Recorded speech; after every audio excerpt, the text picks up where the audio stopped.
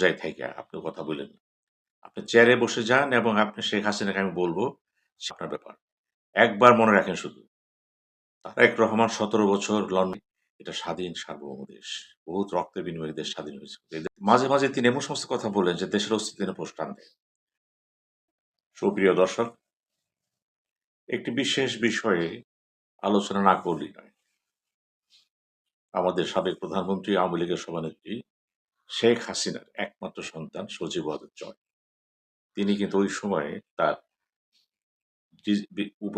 তথ্য উপদেষ্টা নয়, এটা ছিল তার ওই আপনার আইটি উপদেষ্টা ছিলেন এবং বেশ তৎপর ছিলেন কাজকর্মের সময়। কিন্তু তিনি কখনো কিন্তু প্রকাশ্য রাজনীতিতে জড়াননি, বক্তব্য রাখেননি, ভাষা ভাষা ছিলেন। শেখ হাসিনা আপনার চেষ্টা করেছিলেন সজীব জয়কে কোনোভাবে রাজনীতি আনা যায় কিনা, কিন্তু তার আগ্রহ ছিল না।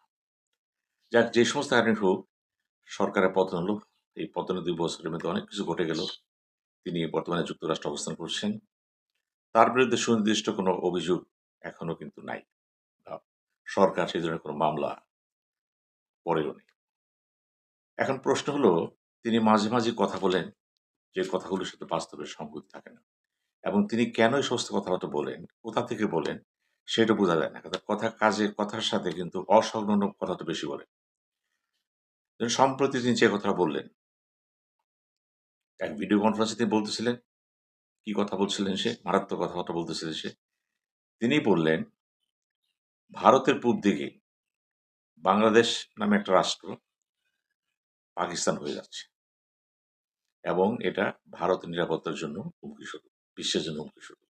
ওখানে সন্ত্রাসবাদ, আল কায়দা, বিভিন্ন সংগঠন যারা আছে সেগুলি ব্যক্তি লাভ করতেছে, বিভিন্ন সন্ত্রাসীদের ছেড়ে দেওয়া হয়েছে, তার কর্মকাণ্ড করতেছে। অর্থাৎ তার ভাষায় বাংলাদেশ হচ্ছে এখন পাকিস্তান গোয়েন্দা সংস্থা আইএসএস একদম খাঁটি। এখানে বাক স্বাধীনতা নাই, ব্যক্তি স্বাধীনতা নাই, সবকিছু চলছে ওলটপালট। অর্থাৎ পুরা দেশটাই এখন পাকিস্তান হয়ে গেছে এবং এটা কিন্তু ভারতের জন্য হুমকি স্বরূপ। অতএব আন্তর্জাতিক বিশ্বকে বলছেন হস্তক্ষেপ করার জন্য। কি হস্তক্ষেপ করবে? আপনি তো এই দেশের, অনেকে মনে করেন, আমরাও মনে করি, যদি আওয়ামী লীগ তো ভেনিশ হয়ে যাবে। একসময় তো আওয়ামী লীগ রাজনীতি করবে। হয়তো হাল আপনাকে ধরতে হবে। আপনি হয়তো কোনো এক সময় দেখা যাবে দেশের প্রধানমন্ত্রী হয়েছে। তাহলে আপনার মুখ দিয়ে যদি এই কথা বেরিয়ে যায় যে বাংলাদেশ ইতিমধ্যে পাকিস্তান হয়ে গেছে এবং ভারতকে বলছেন যে তার নিরাপত্তার হুমকি স্বরূপ, তাহলে ভারতের হুমকি স্বরূপ আপনি ভারতের পক্ষে কথা বলছেন কেন? আপনি তারা বলবেন ভারতের উচিত হবে বাংলাদেশের বৈধ অধিকারগুলোকে স্বীকার করা, স্বার্থগুলো স্বীকার করা এবং দ্বিপাক্ষিক সম্পর্ক সুদৃঢ় করা। যেই সরকারের পক্ষে থাকে, আপনি পক্ষে থাকেন বিপক্ষে থাকেন দল হিসেবে কোনো ব্যাপার না। কিন্তু রাষ্ট্রের প্রস্তুতি একমত থাকবে। আপনি নিজেই যখন বলছেন যে বাংলাদেশকে হস্তক্ষেপ করতে হবে, ভারত হস্তক্ষেপ করবে। তাহলে কি আপনার স্বাধীনতা ফিরে আসবে? আপনার ভাষায় যদি এটা পাকিস্তান হয়ে যায়, আবার আপনার ভাষায় যদি এটা হিন্দুস্তান, ভারত হয়ে যাবে, তো লাভটা হলো কি? আমরা কি চক্রে ঘুরবো? এইটি ঘুরতে থাকবো? না, এটা হয় না। আমি এখনো মনে করি সজীব আর জয় লেখাপড়া করেছেন, রেসপন্সিবল লোক।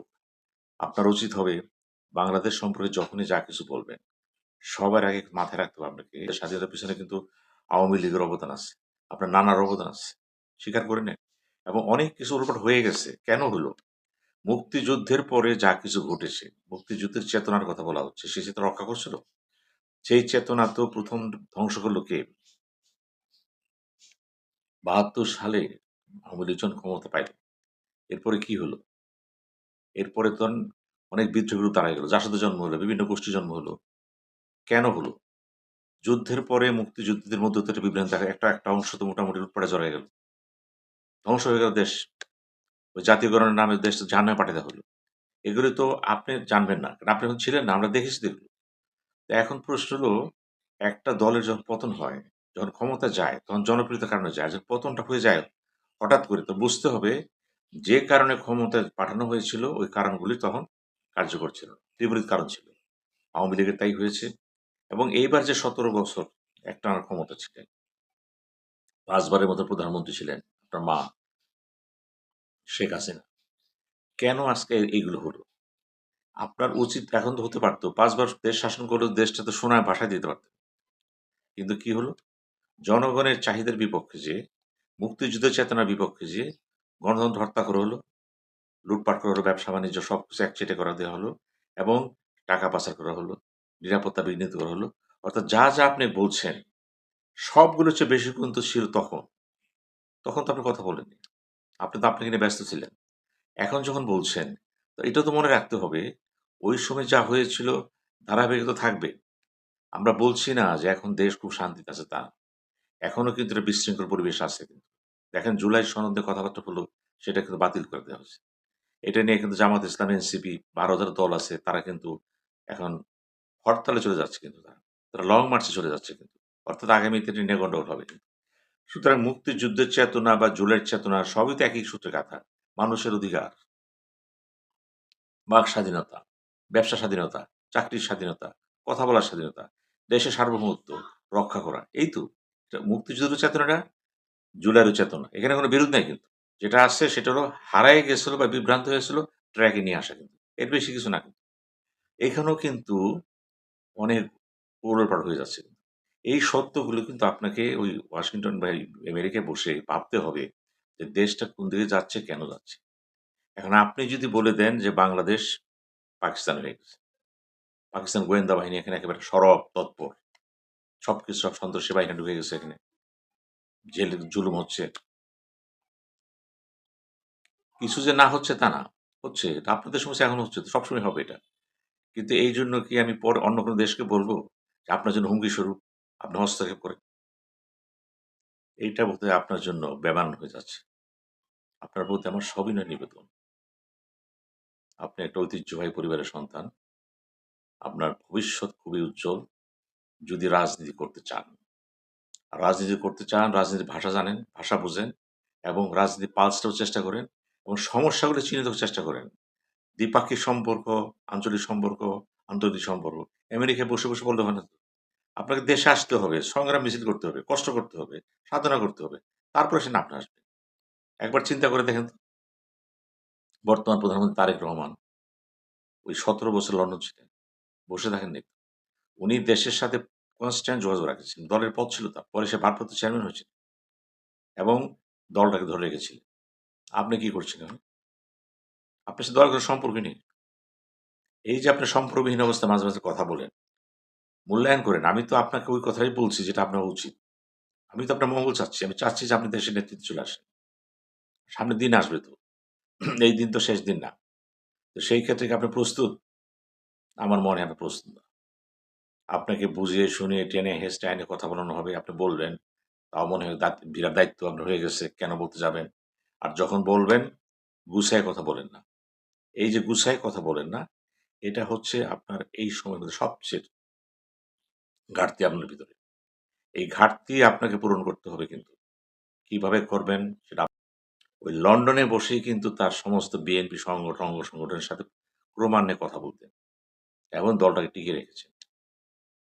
আজ টিকে থাকার কারণেই তিনি দেশে আসলেন বিভিন্ন কারণে। এখন প্রধানমন্ত্রী, তার দল বিপুল ভোটে জয়ী হল। আপনার হতে পারে এরকম।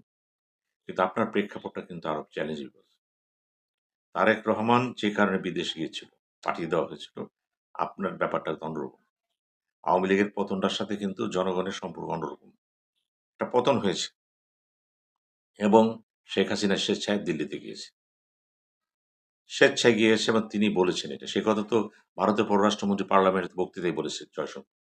আমরা বলছি না। সেটুকু আপনি অস্বীকার করবেন? না। দিল্লিতে বসে যদি মনে করে থাকেন, বাংলাদেশ ভাগ্য নির্ধারণ করবেন, আপনি বোকার স্বর্গে বাস করতেছেন। দিল্লি আমাদের জন্য শুভ না। এই রাজনীতির জন্য। বাংলাদেশের জনগোষ্ঠী কিন্তু মূলত ভারতের বিরুদ্ধে কথা বলতে পছন্দ করে। কেন? ভারত বিরোধী না। এরা হচ্ছে জাতীয় স্বার্থের পক্ষে কথা বলে। জাতীয় স্বার্থ না থাকলে তো সেটা হতেই পারে। সেটা আমাদের চিন্তা করতে হবে তো। সেটা চিন্তা করে কিন্তু আমাদের আগাতে হবে। কাজেই আমি মনে করি তারেক জিয়ার প্রেক্ষাপট আর আপনার প্রেক্ষাপট কিন্তু এক না। এক দুটো ভিন্ন প্রেক্ষাপট কিন্তু। এই প্রেক্ষাপটকে সামনে রেখে আগাতে হবে। আপনি যত বিদেশি শক্তির কাছে যাবেন, সময়ের অপচয় হবে, নষ্ট হবে। হয়তো একসময় কিছু সুবিধা পাবেন। কিন্তু আপনার ভিত্তি কিন্তু বাংলাদেশ। আমি আপনাকে বলব, প্রয়োজনে আপনি আওয়ামী লীগের ভারপ্রাপ্ত সভাপতির দায়িত্ব নিয়ে নেন। আপনার আম্মার সাথে আলাপ করেন। আপনি ফেস করা শুরু করেন। তাহলে কি দাঁড়াবে? ওই পরিবার থেকে আপনি, এই পরিবার থেকে তারেক জিয়া। একেবারে বয়স সমান, সমান বয়স কাছাকাছি কিন্তু। আপনারা রাজনীতি করেন, মানুষ দেখুক। কিন্তু এইভাবে না। দায়িত্বহীন পদের প্রতি আস্থা রাখেন। আপনার বয়স হয়েছে, সময় দিতে পারছেন না। খালেদা জিয়াকে দেয়নি। সে তো ভারপ্রাপ্ত করে রেখেছিল ছেলেকে। তা আপনি রাখেন না কেন? ক্ষমতা তো আপনাকে ছাড়তে হবে একদিন। সুতরাং এই যদি অবস্থা, আমরা চাচ্ছি একটা ভাইব্রেন্ট আওয়ামী লীগ কিভাবে? যে আওয়ামী লীগ বাংলাদেশের পালসটা বুঝবে, গণতন্ত্র বুঝবে এবং দেশের সাথে সার্বভৌমত্বের কথা বুঝবে এবং একেবারে ভারত নির্ভরশীল হবে না। আপনাকে ১ম এই প্রমাণ করতে হবে যে আওয়ামী লীগ ভারত নির্ভরশীল না। কিন্তু এখন যেগুলো করতেছেন, বলতেছেন, পুরোপুরি বুঝিয়ে দিচ্ছেন, একমাত্র ভারতই হচ্ছে আওয়ামী লীগের ত্রাণকর্তা। এটা আপনার জন্যও খারাপ, ভারতের জন্যও খারাপ। একটা সময় ভারতও কিন্তু পছন্দ করবে না।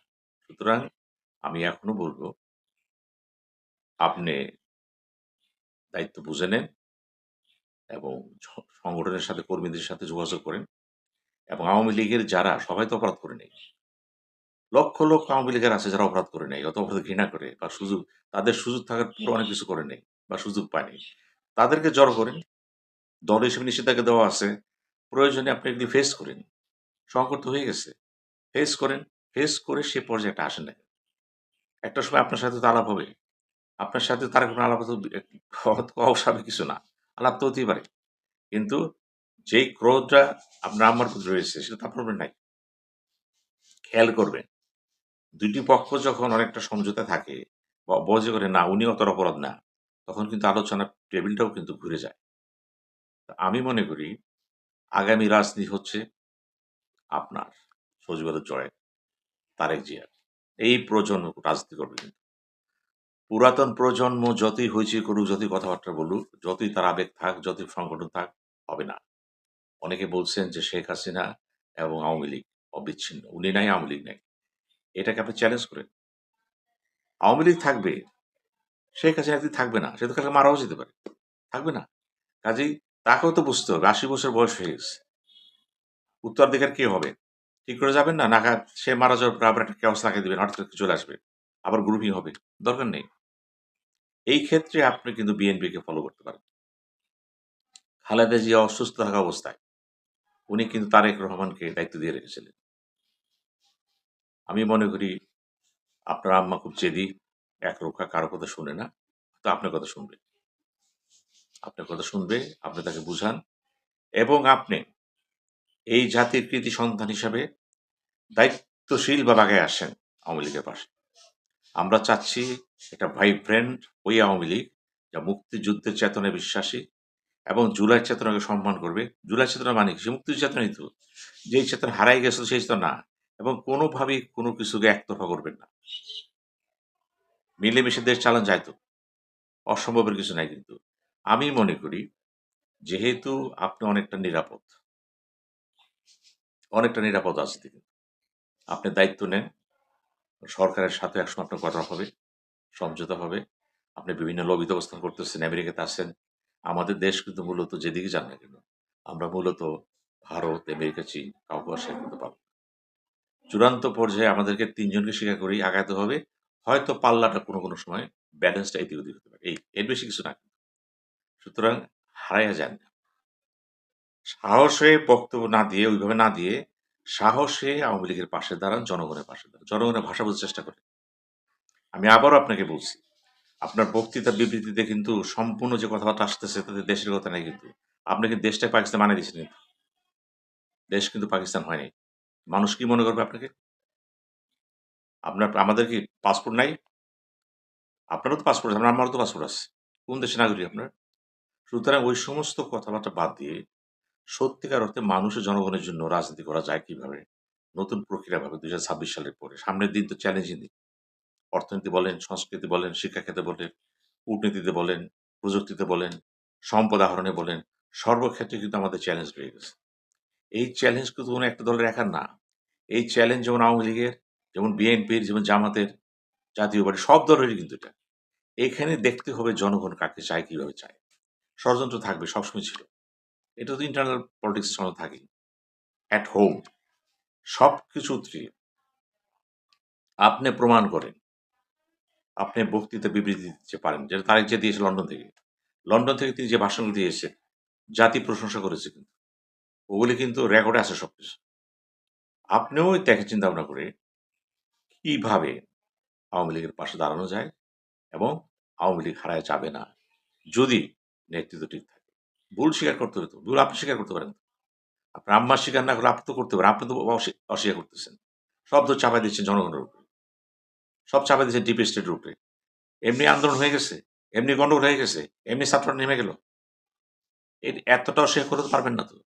প্রথম কথা হলো সমস্যাকে চিহ্নিত করেন, স্বীকৃতি দেন, মূল্যায়ন করেন, রাজনীতিতে আপনি সিরিয়াসলি দায়িত্ব নেমে যান।